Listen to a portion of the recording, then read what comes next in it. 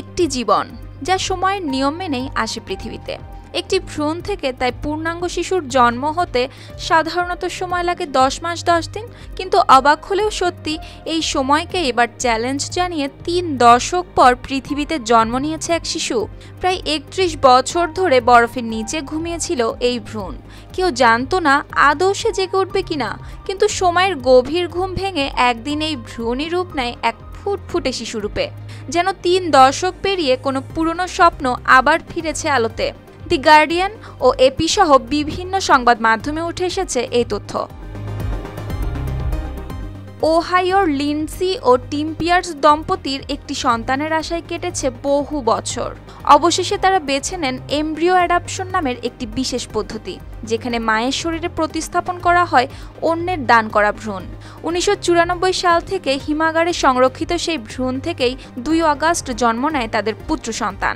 Doctor John David Gordon জানান, in vitro fertilisation বা IVF এর মাধ্যমে জন্ম হওয়া সন্তানের সংখ্যা মোট জন্মের মাত্র 2%, এবং এর মধ্যেও দানকৃত ভ্রূণ থেকে জন্ম খুবই বিরল।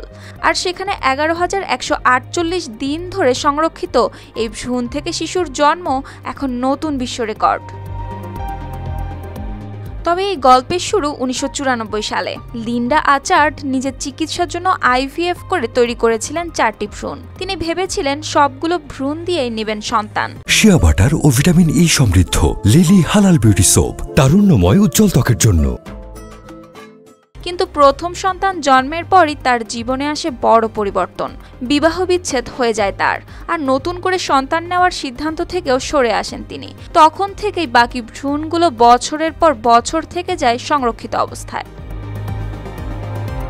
এরপর লিন্ডা ভাবতে থাকেন এগুলো নষ্ট করবেন নাকি কাউকে দত্তক দিবেন। শেষ পর্যন্ত তিনি ঠিক করলেন দান করবেন, কিন্তু চাইলেন এমন পরিবারকে দান করতে যেন তিনি জানতে পারেন কারা নিচ্ছে তার ভ্রূণ।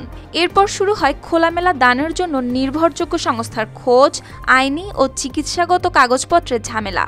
তাছাড়া এত পুরনো ভ্রূণ আদৌ কাজে আসবে কিনা সেটিও ছিল বড় প্রশ্ন। অন্যদিকে লিন্ডসি ও টিম পিয়ার্সও অনেক দিন ধরে চেষ্টা করছিলেন সন্তান নেওয়ার। অনেক খোঁজাখুঁজির পর অবশেষে তারাও পেয়ে যান সেই ভ্রূণ, যা ছিল দীর্ঘ 31 বছর ধরে অপেক্ষায়। অবশেষে দীর্ঘ অপেক্ষা, অনিশ্চয়তা আর নানা বাধা পেরিয়ে সেই 3 দশক আগে বরফে জমে থাকা ভ্রূণই পেল একটি শিশুর প্রাণ। সুপ্তি রায়, RTV।